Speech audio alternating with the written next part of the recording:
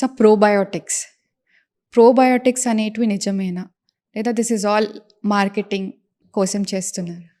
One thing, marketing గురించి తర్వాత మాట్లాడుకుందాం. But one thing what we need to understand today is the good bacteria in your gut. The good bacteria is probiotic. ఆ good bacteria in the gut, or ఇప్పుడు కొత్తగా దానికి మనం gut microbiome అనే పేరు పెట్టుకున్నాం. ఈ gut microbiome is nothing but trillions of bacteria in your large intestine, in your gut is gut microbiome. ఈ gut microbiome will decide the health or of an individual అనేది రీసెర్చ్. ఇప్పుడు gut microbiome హెల్తీగా ఉంటే, అంటే gut health బాగుంటే, your overall health, your cardiac health will be good, your blood vessels are good, your all other organs are good, and your brain is good, you are healthy. So ఎవరికి అయితే ఇనీషియల్గా dysbiosis అంటే good and bad bacteria యొక్క balance మారిపోయి bad bacteria good బ్యాక్టీరియాని dominate చేస్తే మనం dysbiosis అంటాం. ఓకే. ప్రతి ఒక్కళ్ళకి మనం పుట్టిన తర్వాత we have healthy gut microbiome. ఆ గట్ మైక్రోబయోము గుడ్ అవుతానికి మనం తినే ఆహారము దానివల్ల డెవలప్ అవుతుంది.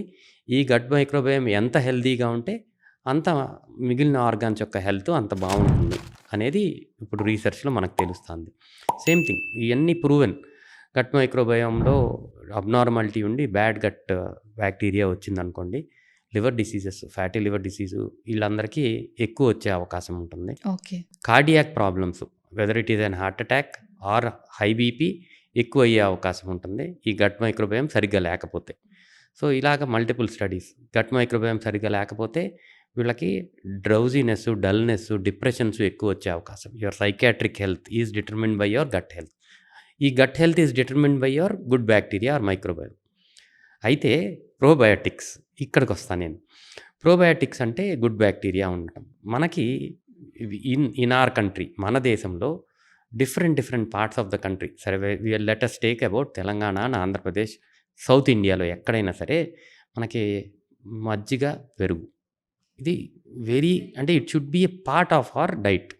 ఇది మనకి చాలా సంవత్సరాల నుంచి, కొన్ని వందల సంవత్సరాల నుంచి మనం చూస్తున్నాం.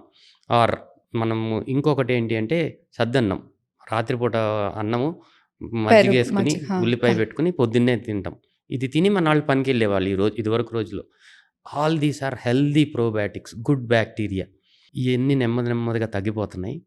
ఫ్యాషనబుల్గా ప్రోబయాటిక్ డ్రింక్ అంటే యాక్యుల్ట్ అంటే people are happy and they are ready to purchase this. మన ఇంట్లో మనం రెగ్యులర్గా చేసుకునే dosa, idli, all these things have lot of probiotic. మీరు ఫర్మెంటేషన్ ప్రాసెస్లో good probiotic and good gut health.